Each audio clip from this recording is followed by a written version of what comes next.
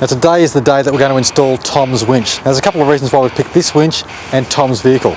First of all, this is the EP9 from Super Winch, and it is an awesome unit. You're going to see this in use as we go over the next few months. And of course, we've got a number of winches that we're going to be testing, including a Warn and a hydraulic ox from TJM.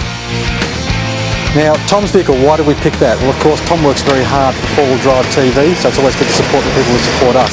He does love his four-wheel driving, and he does like to get out most weekends and do it, which we like here, four-wheel drive enthusiasts. But Tom's Silverstones are starting to get a little bit bald, so we thought it was about time that he had a little bit of a hand out there on the weekends. And a winch on a vehicle is a great way to go.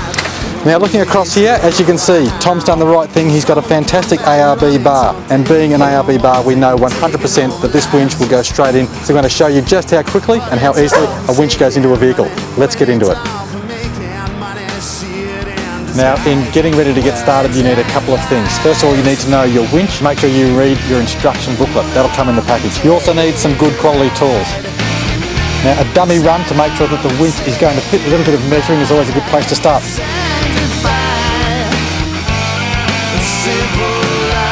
Where you run your cables is very important. Try not to run them through, near or around bodywork that has sharp edges, because the vehicle will be moving, it will be vibrating, and that can rub through.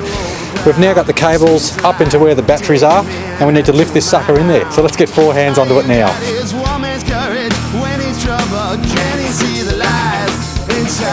Now, whenever you're working on vehicles or if you're out in the bush, having good tools will always make the job run a lot smoother. We've got to cut something here, so having a good knife always makes a big difference. Thank crikey for the Kiesler out from Russia.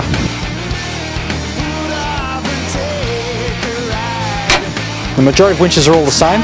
We've got a captive nut set up on the winch body here, and then a bolt will go through the front of the bar. Lift it up and line it up with these front holes here, get some bolts in, and we're laughing.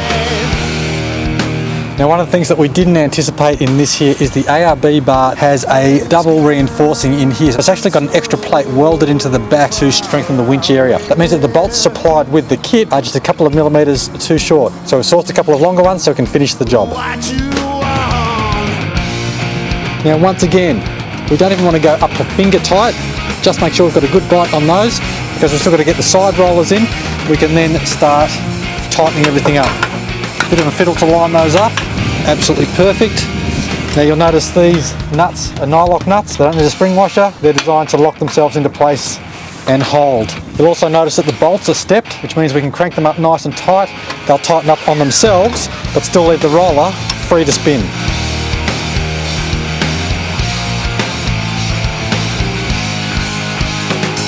Alright, with the rollers now in place and turning freely, we can now crank up the last four bolts and it's all done. Now, there are of course specifications for tightening all this sort of stuff up, but a little bit of experience with nuts and bolts will tell you, give them a good squeeze, but don't snap them off.